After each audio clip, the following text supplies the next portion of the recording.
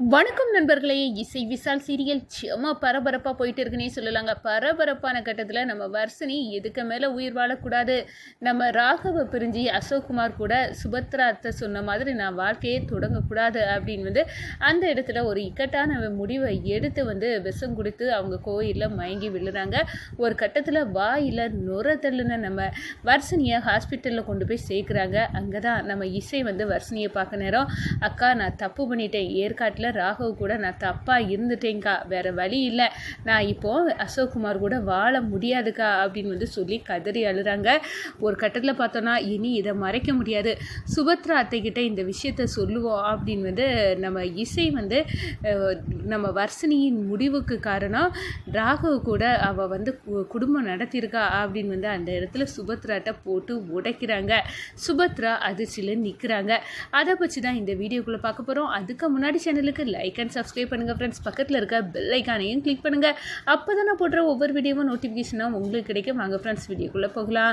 First எடுத்த உடனே பார்த்தோன்னா ஒரு செம அதிரடியான பரபரப்பு கட்டம்னா, என்னோட பையன் அசோக்குமார் வந்திருக்கான், வர்ஷினி நீ அவனை கல்யாணம் பண்ணிக்கணும் அப்படின்னு ஒரு முடிவை சொல்லுறாங்க. இதை கேட்டதும் அப்படியே தலை சுத்தது மாதிரி நம்ம வர்ஷினிக்கு இருக்குது. நம்ம ருக்குமணிகிட்ட அம்மா நான் எந்த காரணத்தை கொண்டோ அசோக்கை கல்யாணம் பண்ண போகிறதில்லை, எனக்கு அசோக்கை பார்த்தாலே பிடிக்கலை, நீ புரிஞ்சிக்க அப்படின்னு சொல்ல நேரம், உனக்கு இப்படி ஒரு கோல்டன் ஆப்பர்ச்சுனிட்டி கிடச்சிருக்கு வர்ஷினி, நீ அந்த வீட்டோட மருமகளாக ஆகலாம். இப்போ அந்த அசோக்கும் அந்த வீட்டு பையன்தான், நீ அவனை கல்யாணம் பண்ணணும், என்ன பண்ணுவியோ யாது பண்ணுவியோ தெரியாது, சுபத்ரா வீட்டு மருமகளாக நீ ஆகணும் அப்படின்னு கோவத்தோட நம்ம ருக்குமணி இந்த கல்யாணம் நடக்கணும்னா என்ன உயிரோடி பார்க்க முடியாது அப்படின்னு சொல்கிறாங்க. இதெல்லாம் கேட்டுக்கிட்டு நம்ம வர்ஷினி இதுக்கு மேலே நம்ம உயிரோடு இருக்கக்கூடாது அப்படின்னு ஒரு விஷப்பாட்டில் தூக்கி கோயில் முன்னாடி சாமிக்கிட்ட என்னை மன்னிச்சிரு கடவுளே அப்படின்னு நினச்சிக்கிட்டு அதை மடக்குன்னு குடிக்கிறாங்கங்க.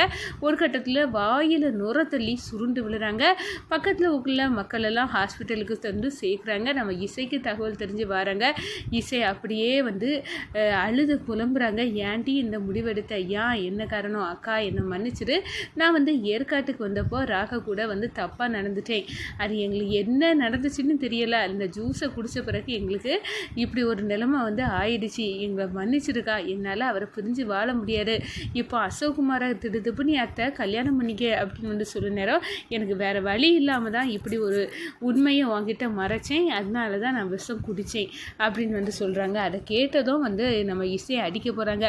ஏன்டி இவ்வளோ பெரிய தப்பை நீ பண்ணின, எதுக்காக உனக்கு ஏன் என்னகிட்ட இருந்து இதை மறைச்ச அப்படின்னு அது கடையில் நம்ம சுபத்ரா அத்தைக்கிட்ட இந்த உண்மையை போட்டு உடைக்கிட்டனா அவங்க கண்டிப்பாக அசோக்குமாருக்கு கூட கல்யாணத்துக்கு ஏற்பாடுகள் தடபுடலை நீ பண்ணிட்டு இருக்காவ, கடைசி நேரத்தில் அவங்க ஏமாந்தது மாதிரி ஆயிரும், அதனால் இதை உண்மையை சொல்லிடுவோம் அப்படின்னு நம்ம சுபத்ரா கிட்ட போட்டு உடைக்க சுபத்ரா அதிர்ச்சியில் நிற்கிறாங்க.